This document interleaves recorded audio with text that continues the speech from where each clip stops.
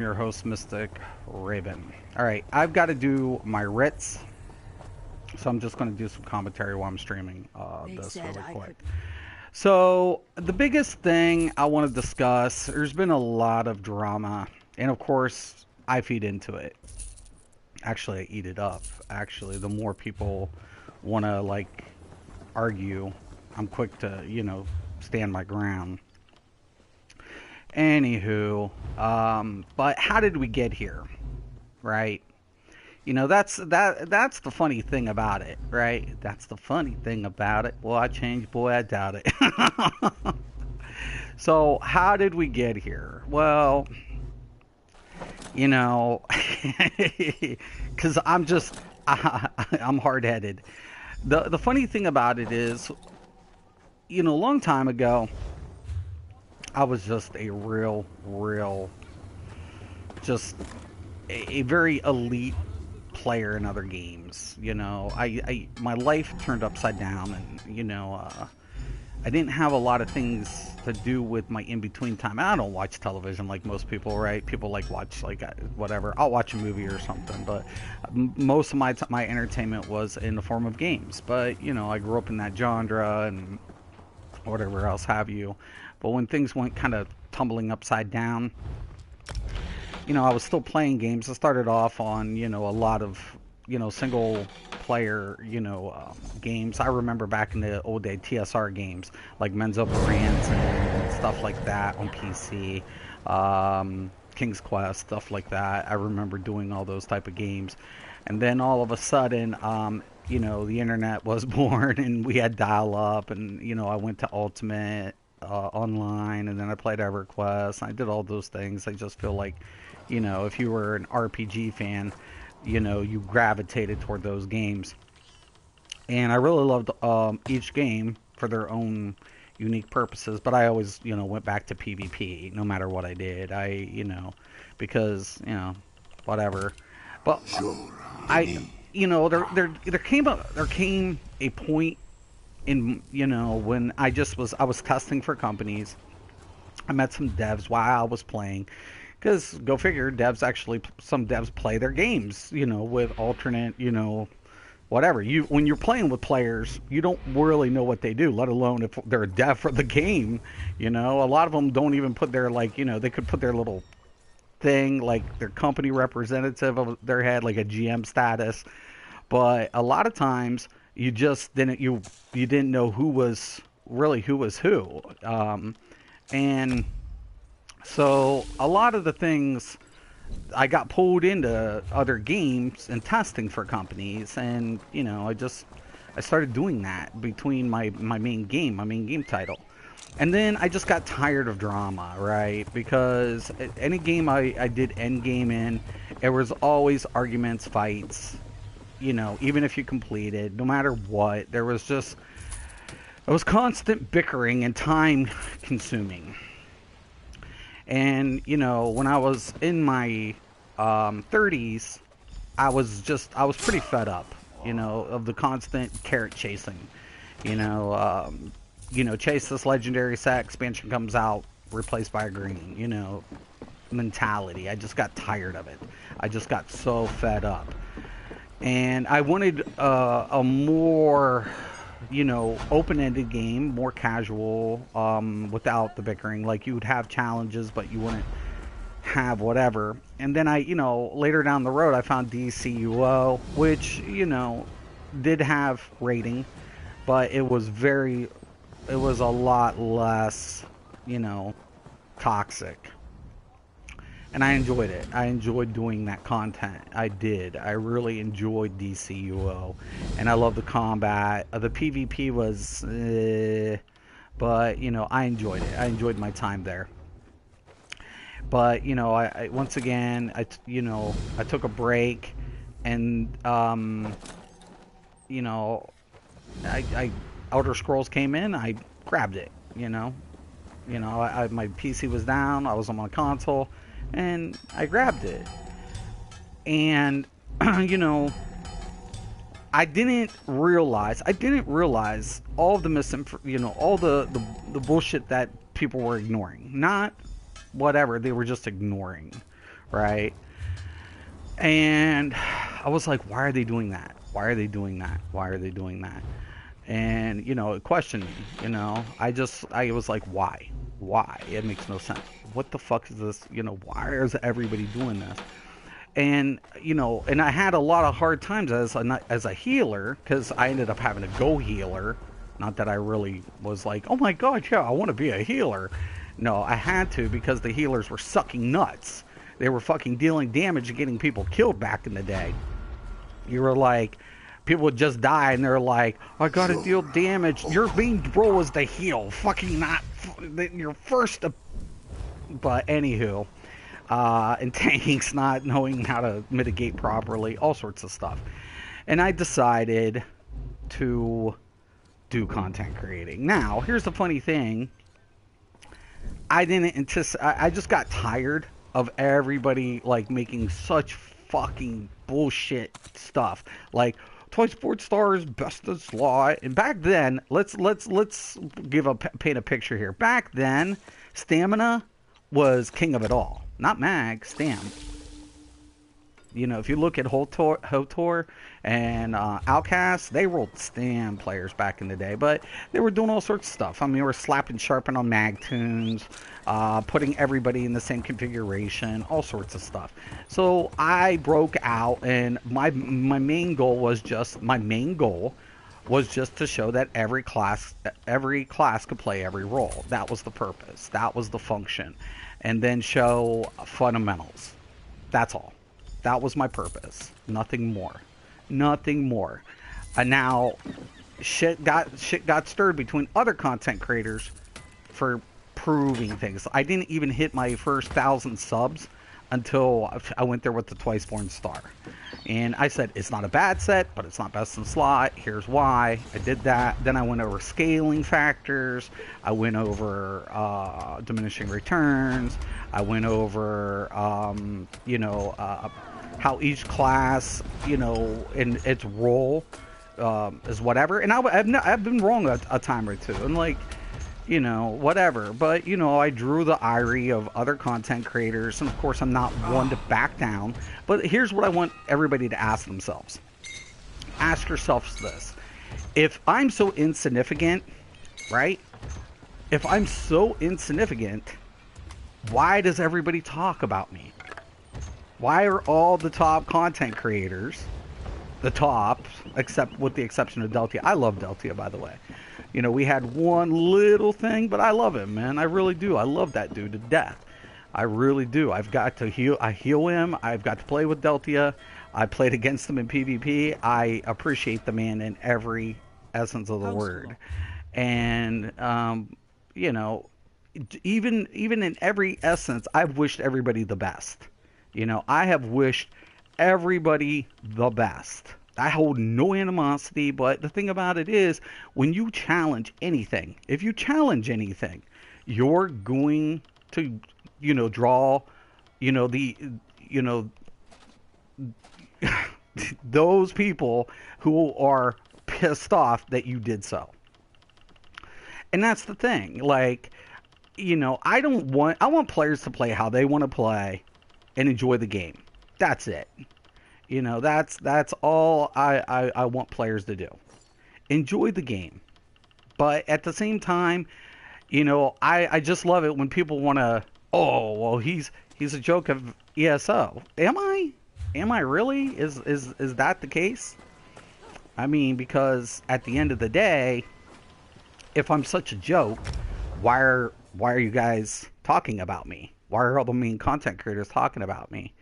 Why am I able to stream vet content or normal or whatever content on classes that never typically could? Because I have those videos. I have those videos where everybody ridiculed me for playing Nightblade Healer, or everybody ridiculed me for making a Sork Healer, or everybody ridiculed me for doing DK Healer or Sork Tank or Nightblade Tank. And like, I have those videos. I have them. They're there.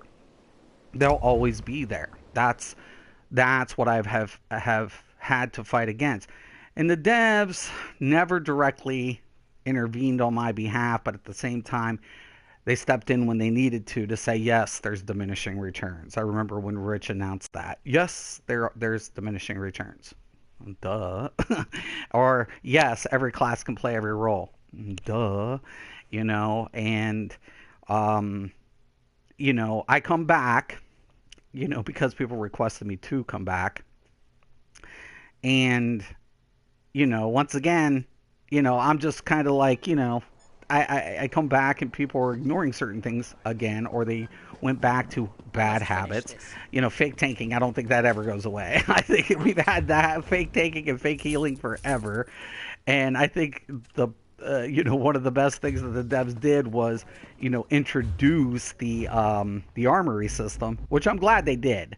Believe you and me, I'm so happy to see that. So, but how long is it going to take the community to realize, I can make, a build, with this class to do something else other than DPS if I want to get through the content. I don't have to queue in as a fake. I can do like a little faux pas build for whatever content if I just need, to farm transmutes or something. How long is it going to take? I don't know. I honestly, that's up in the air. That's, another debate within itself. But the thing about it is I've always been met with resistance because I've questioned it. It was funny because I had this conversation with somebody on one of the videos who's been around since the beginning and, has worked with other content creators. And we were talking, and they kind of recognized what I did, but, they wanted validation in their points. And I was like, well, I'm not arguing against your points. It's pointless to debate something that I agree with, but we've got to realize what I was up against when I became a content creator. We had everybody in the same configuration sets. We had players not mitigating properly. We had healers using abilities that were subpar to what was in their toolkit. There was a lot of things that I had to go against, and every time I challenged it, of course, I'm toxic. Of course, I'm an asshole. Of course, oh my god, Mistick's such a dick, and it's like, okay, listen, I don't care how you play your games. And most of the time, I just wanted to provide content for average players. Anybody who was struggling to play whatever they wanted to play in a vet content. My end game has always been PvP. It's always been focused around PvP. And my end game. And if I do trials, I'll do them. Now, back in the day, I didn't have much of a choice. So, yeah, I had to do the original trials, the 3 original trials. And do I do vet content? Yeah, when I want to. And it's not on my, oh my god, I have to get that. No, I mean, whatever. I don't care. I just want to make the build and make sure it's accessible. As long as those two things meet my criteria, then that's all I care about. Why? Because I just want to get players, their builds. That's all. That's it. I want to show them, hey, you want to roll Nightblade Healer? Here's a build. You want to roll Sork Healer? Here's a build. You want to roll, Sork Tank? Here's a build.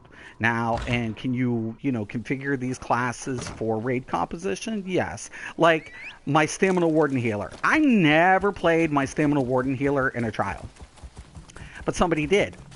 A Russian content creator did every vet trial with my build.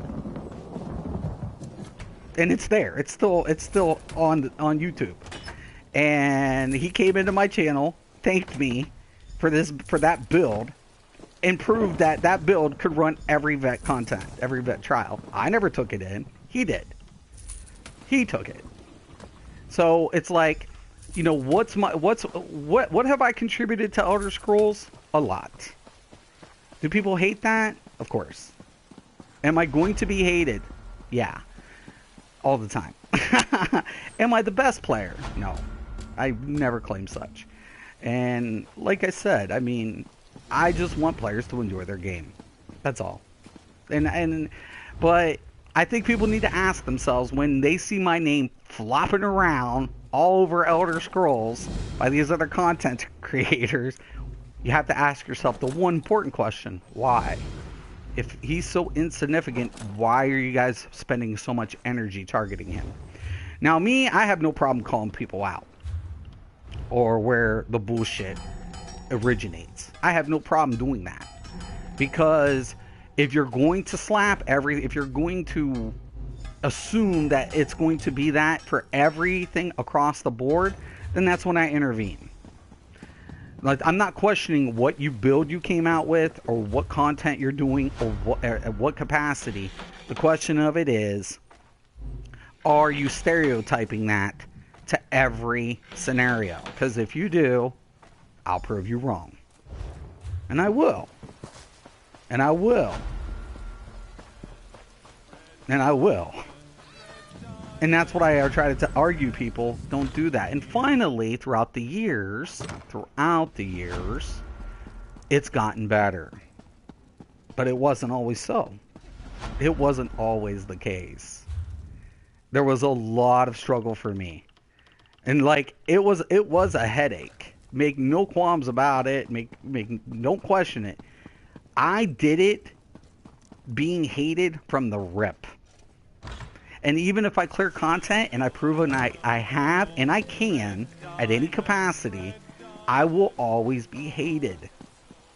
They will always, oh, you bought this, or oh, you did that, or even if I do it, it doesn't matter. It never will. They will always resent me for proving that it could be done. That's the point. That's why there's so much resentment. Right? I wish them all the best. I don't wish anybody to be gone or anything. But here's the question. Do you guys want the game to grow? Do you want it to continue to succeed? Because I do. I want this game to be in a healthy state. And to do that, we have to, allow other players to come in and, pick up something that might have been overlooked. There's a lot of times I'm like, if I get recommendations on YouTube, and I do because I'm a content creator, sometimes I just like to go see if somebody's done something unique, and I give credit to those players. That's how I love promoting players. I love it. I think that when I bumped into Zionode, he had less than 500, he had less than 500 subs. And it was amazing because I knew we had something special, right, with him. Because he hit all those things that I was preaching. And but he did it just a really nice way. And I was like, this is a really good player here. He's going to be great. And he's done amazing things. He's done amazing things for this community. And I'm really happy that there are content creators or even players out there that are pushing the bounds and trying to see what they can do in Elder Scrolls. It's not about always, like I said, death to the meta was, the misrepresent or the ideology that it is only one way, the most effective tactic available. Because that was my argument with this individual on one of my videos. I'm like, so was the meta wrong when they put sharpen on mag? Was the meta wrong when they were slapping everybody in Twiceborn Star and calling it BIS? Was the meta wrong more than a time or two? See, because in this game, it's about adaptation. We always have to reinvent our builds based on what the devs change. So sooner or later, that misconception or the idea that we're going to have a meta is going to change. It's subject to change in this game. Our levels don't change. Our gear progression doesn't change. Our stat adjustment changes. So meta dies. So it's going to be death to the meta.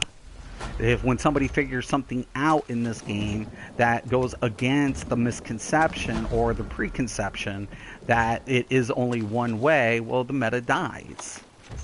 That meta is dead. And that's my point.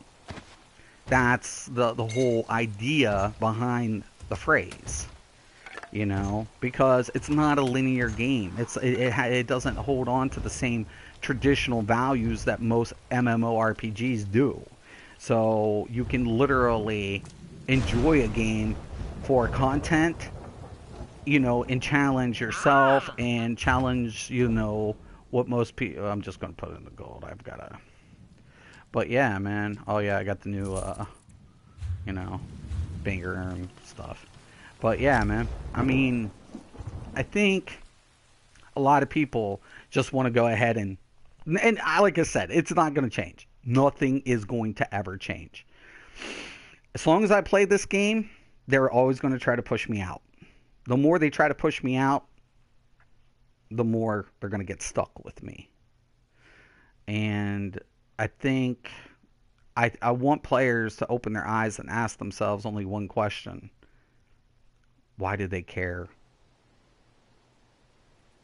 about Mystic so much? Why does it irk them so much? Because I have videos denouncing everything they said in the past and them adapting. And them adapting. Not me. They did. And it burns them. It really burns their butts. But here's my question: why are they overlooking something? Why should I? Oh, if you see, that's the problem with also the meta. Once you become, you know, convinced that you are absolutely right,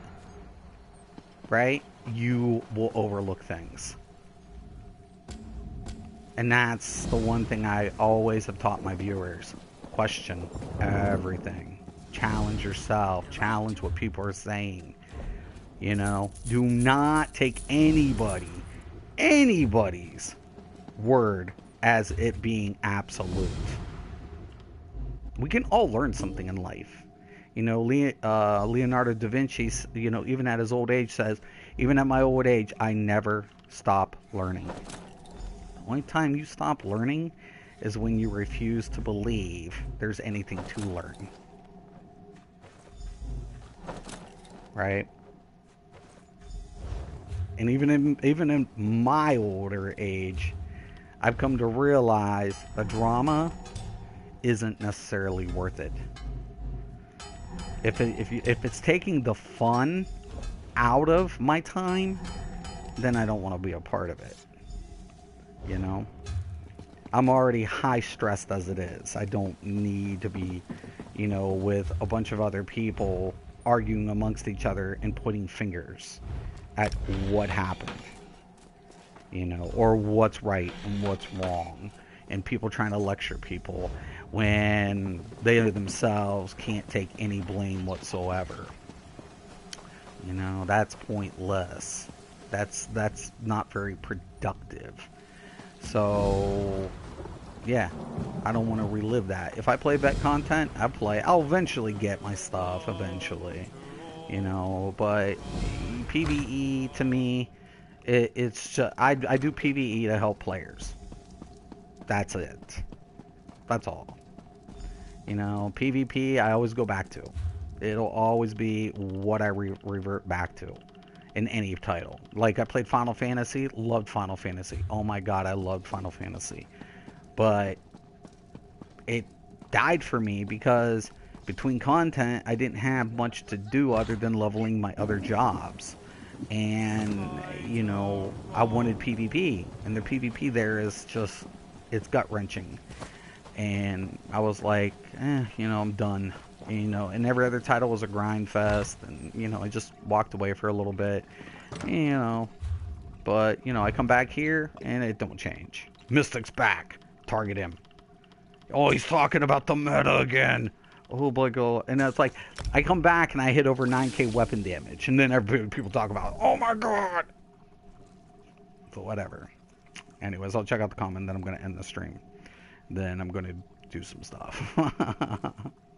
But yeah, crafting. Oh my god, I gotta craft. I gotta craft. All right, all right. So, yo, what's up? Infinite Hope. Do you like Mage Blade this patch for PvP or PvE? I like them in both. Mage Blade has gotten feels a lot better in PvP, and PvE. I always feel Mage Blade feels strong. You know, and it depends in which, you know, I mean, as far as DPS, I think, you know, it still does very well.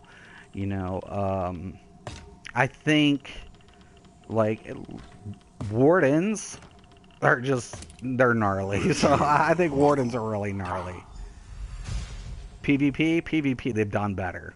Yeah, PvP, it feels a lot better. I mean, back in the day, it was always a hit and miss depending on the build, right? Because you just, like, when you come out of stealth, you're kind of exposed.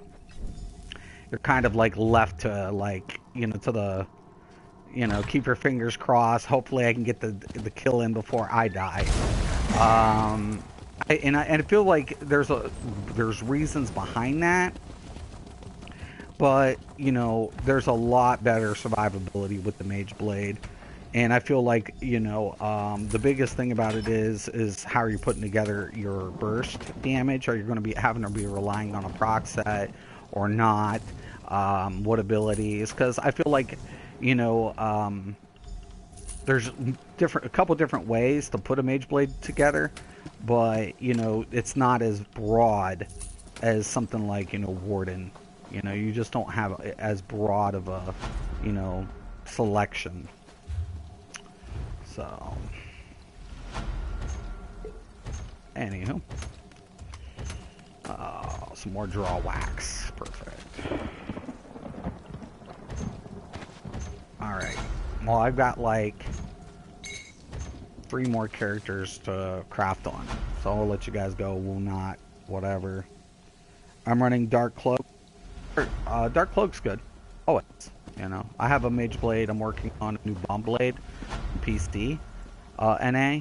So, you know, Bomb Blades. I don't think Bomb Blades go anywhere. The thing about the effectiveness of Bomb Blades currently is people are building, anticipating getting bombed.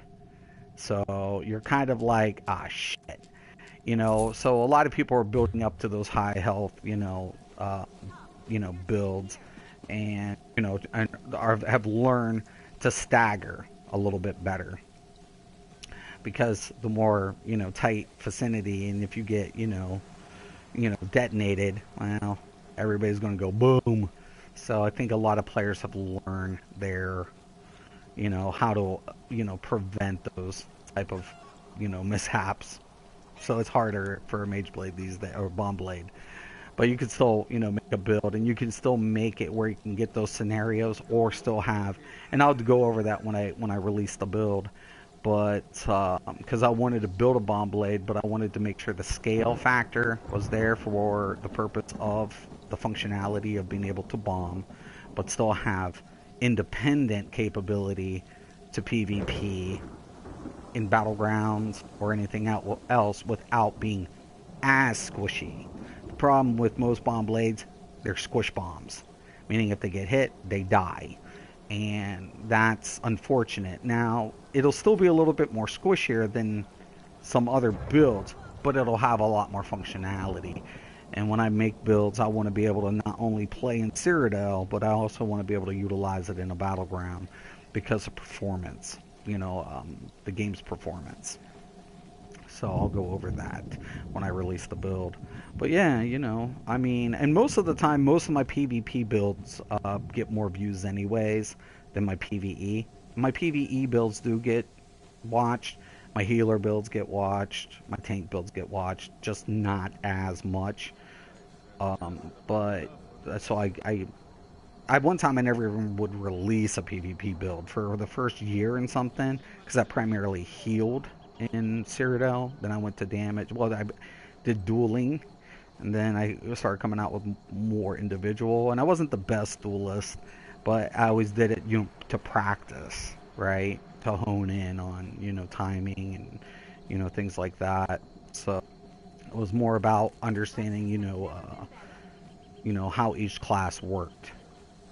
Is why I did dueling a lot, even if I would get my ass kicked. Then when I did stream PvP in Cyrodiil, I had the best I had to go against, way better than I was, and that ups. I always tell people, you know, they have that saying, "What doesn't kill you only makes you stronger."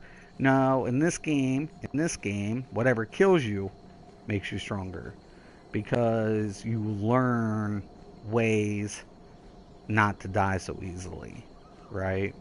That's the whole point of, evolution in Elder Scrolls PvP is figuring out ways not to get your ass creamed so fast. So, the more you die in this game, the more you will adapt. I know a lot of players get frustrated, but that's what builds you, you know. That's what makes you stronger in this game. So, yep. But anyways, man, thank you guys for stopping in. Thank you for listening. And ask yourselves, if Mystic's so insignificant, why does everybody like talking about him? Because if I was also so insignificant, it wouldn't matter what I said. No problem. Thank you. Have a good one, y'all.